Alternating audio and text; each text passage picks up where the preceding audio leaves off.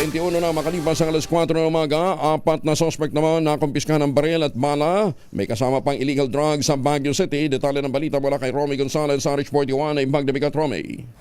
4 na individual kasama ang isang babaeng natiklo ng mga otoridad matapos makumpiska ng ilegal na droga at baril sa Barangay Santo Tomas, Baguio City. Batay sa report, tumawag ang Tactical Operations Center ng Baguio City Police Office sa mga personnel ng Station 10 na may hinahanap silang sasakyan na may plakang NIS 4111 na minamanayaw ng isang John Michael Serrano Garcia na humaharap sa kasong murder at attempted murder. Kagad na naglatag ng police checkpoint sa kilometer 5 ang pulis para harangin ang naturang sasakyan, subalit wala silang nahintay.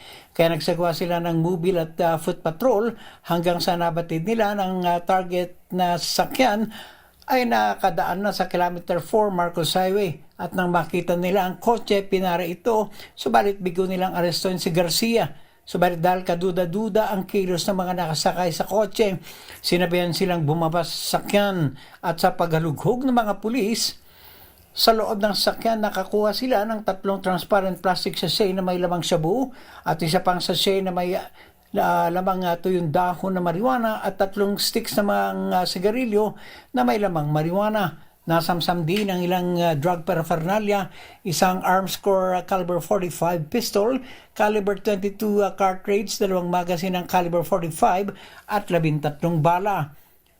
Sasampan sila ng kasong paglagbag sa Comprehensive Dangerous Drugs Act of 2002 at Common Act Gun Ban.